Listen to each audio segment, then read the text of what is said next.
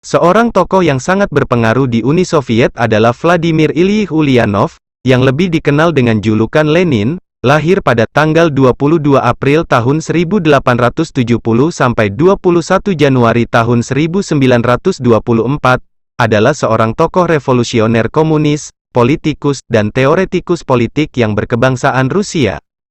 Vladimir Ilyich Ulyanov Lenin seorang pemimpin politik yang paling bertanggung jawab terhadap berdirinya komunisme di Rusia.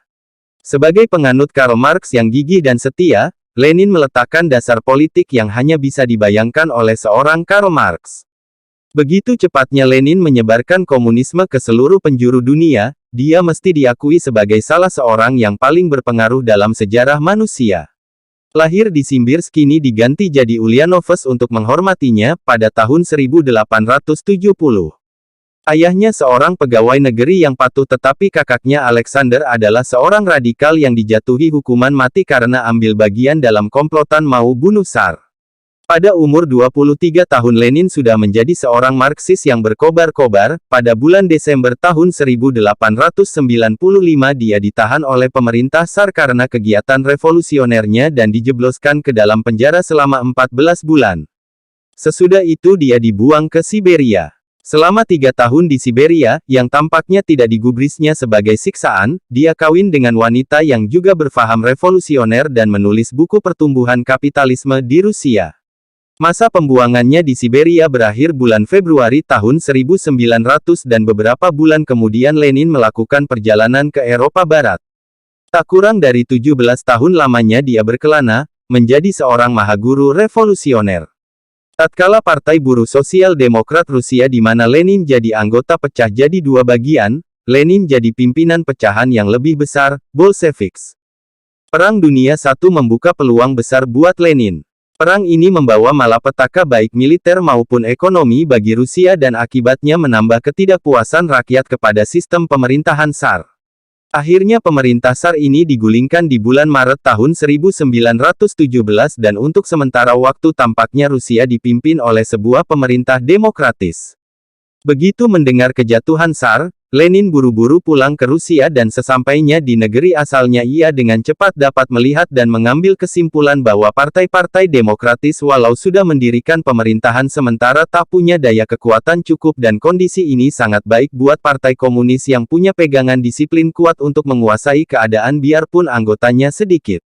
Karena itu Lenin mendorong kaum Bolshevik melompat ke depan mengguhengkan pemerintahan sementara dan menggantinya dengan pemerintahan komunis. Percobaan pemberontakan di bulan Juli tidak berhasil dan memaksa Lenin menyembunyikan diri. Percobaan kedua di bulan November tahun 1917 berhasil dan Lenin menjadi kepala negara baru. Selaku kepala pemerintahan, Lenin keras tetapi di lain pihak dia amat pragmatis.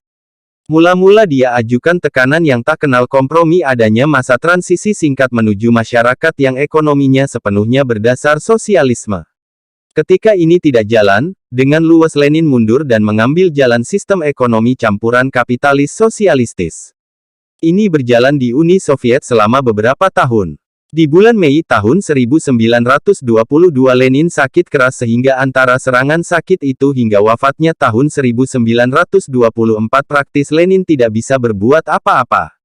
Begitu wafat, jasadnya dengan cermat dibalsem dan dipelihara, dibaringkan di musolem di Lapangan Merah hingga saat ini. Ciri penting dari Lenin adalah dia seorang yang cepat bertindak sehingga dialah orang yang mendirikan pemerintahan komunis di Rusia. Dia menganut ajaran Karl Marx dan menerjemahkannya dalam bentuk tindakan politik praktis yang nyata. Sejak bulan November 1917 telah terjadi ekspansi kekuatan komunis ke seluruh dunia. Kini, sekitar sepertiga penduduk dunia menganut faham komunis. Biarpun arti penting Lenin terletak pada seorang pemimpin politik praktis, Lenin juga menunjang pengaruhnya lewat tulisan-tulisan. Pikiran-pikiran Lenin tidaklah bertentangan dengan Marx tetapi ada perubahan tekanan. Lenin kelewat terpukau oleh taktik-taktik revolusi dan dia merasa punya kelebihan khusus dalam urusan ini. Dia tak henti-hentinya menekankan perlunya penggunaan kekerasan, tak ada masalah apapun dalam hubungan perjuangan kelas dapat diselesaikan tanpa kekerasan, adalah ungkapan khasnya. Marx hanya mengaitkan perlunya kediktatoran proletariat sekali-sekali saja, tetapi Lenin sudah terlalu tergoda dengan itu. Misalnya ucapannya, diktatur proletariat tak lain dan tak bukan daripada kekuasaan berdasarkan kekerasan yang tak ada batasnya, baik batas hukum maupun batas aturan absolut. Ide Lenin tentang kediktatoran sesungguhnya lebih penting ketimbang politik ekonominya. Ciri-ciri pokok pemerintahan Soviet bukanlah di bidang politik ekonominya, banyak pemerintahan sosialis di banyak negeri, tetapi ciri pokoknya lebih terletak pada teknik mempertahankan kekuasaan politik untuk jangka waktu tak terbatas. Terhitung sejak saat Lenin hidup, tak ada satupun pemerintah komunis dimanapun juga di dunia ini sekali berdiri dengan kokohnya dapat tergulingkan. Dengan pengawasan yang seksama terhadap semua lembaga kekuasaan dalam negeri, media massa, bank, gereja, serikat buruh dan lain-lain, pemerintahan komunis tampaknya sudah mengikis adanya kemungkinan-kemungkinan penggulingan pemerintahan.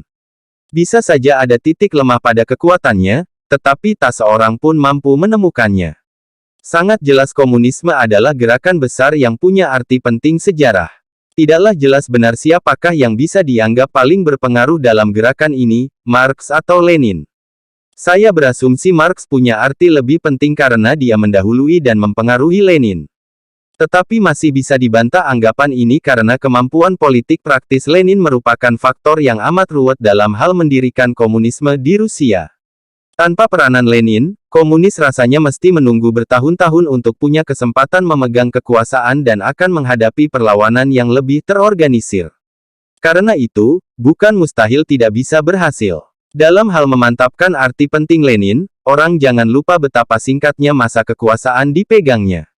Juga, berdirinya diktatur proletariat di Uni Soviet lebih besar berkat Lenin ketimbang penggantinya, Stalin yang lebih keras. Sepanjang hidupnya Lenin seorang pekerja keras dan tekun. Dia seorang yang kenamaan dan jumlah buku yang ditulisnya tak kurang dari 55 jilid. Dia mengabdikan seluruh hidupnya untuk tujuan-tujuan revolusi, dan meskipun dia mencintai keluarganya, dia tak mau pekerjaannya terganggu. Ironisnya, biar dia menghabiskan sepenuh hidupnya dalam percobaan melenyapkan penindasan, hasil yang dicapainya dari perjuangan adalah penghancuran semua segi kebebasan pribadi.